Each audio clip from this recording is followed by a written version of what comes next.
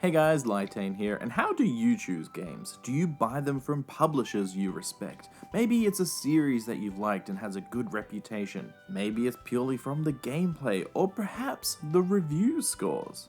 Me, I'm pretty weird in that I usually go off the title, synopsis, and bonus points if it is a strange, rare, or indie game. I mean, that's literally how I've found WAPO and a lot of different things that I've reviewed in the past. Now, don't get me wrong, I love a lot of those modern fancy games. Like, I play Dark Souls, I love God of War, but, I also really enjoy the indie scene. So it is here that I discovered a game called Song of Memories. This is a visual novel with a rhythm game element thrown in. It is set in a post-apocalyptic world with an infection that will take over it, killing everybody. I mean, I like visual novels, rhythm games, and the premise sounds pretty good, so let's buy it and see if Song of Memories is worth it. Oh wait, no, I can't get it, because it's not available in Australia, where I live, for some unknown reason. I mean, technically I can play it if I import a physical disc, but that's expensive, and it's not available on the PS Store either, which is lame. But don't worry, I'll just create a fake US account. I live in Miami, Florida, by the way, because it's home to Disney World, and I'll just get it from there. I just don't get why some games aren't available in certain regions. Like, I get the publishing, I guess, rights, but it's pretty dumb. Alright, with all that effort, let's see if Song of Memories was worth it.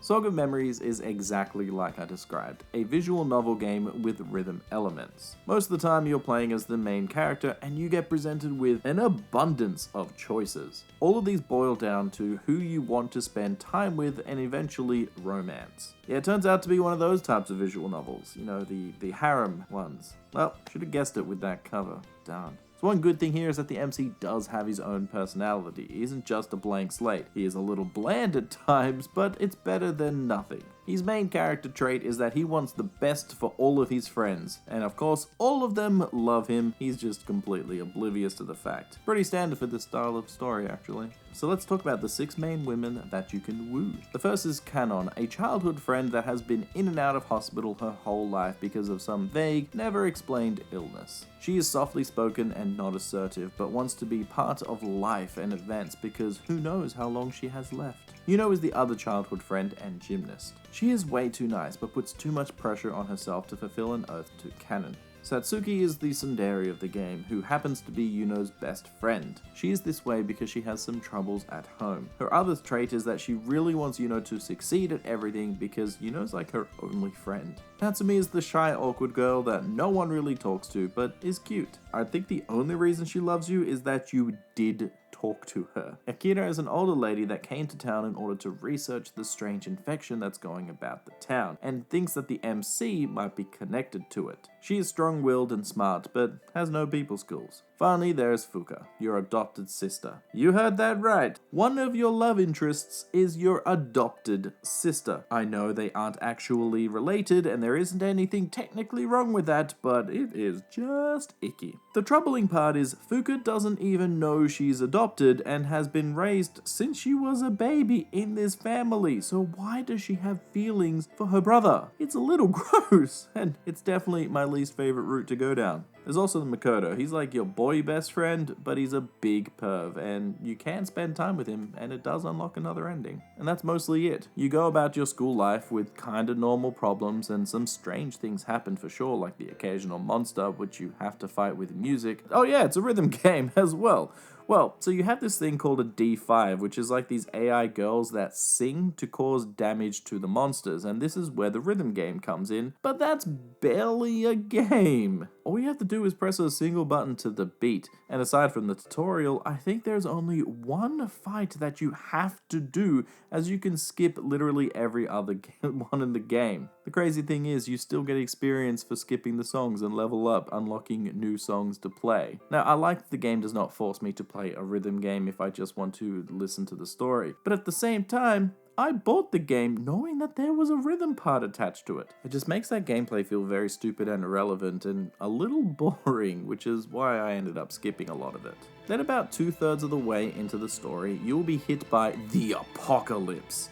And this is where an ending is determined with who you spent the most time with. And this is where the story gets pretty interesting. Trying not to catch this disease, trying to survive, and learning more about the characters and their struggles, this is a great part of the story. Some of the stories do have a little overlap, but they're all really self-contained, so they feel very different. I really liked the apocalypse. And that's a weird sentence to say. It's just getting to this point that takes so goddamn long. Sure, you are meant to care for the girls by then, but it comes across as shallow as the options are so prevalent that if you don't stick with one girl from the start, none feel like they've had much character development or growth. So a first blind playthrough is hard if you just want to learn more about each girl before you pick one, as it cheapens the experience if you don't pick earlier, because then you don't find out enough about them. But when you finally get to their ending, it makes those characters so much more interesting because they talk about their struggles and their life. I really wish more of the game was in that apocalypse setting. But one bad thing is, to get a new ending, it requires you to play through the majority of the game again. And while you can speed it up,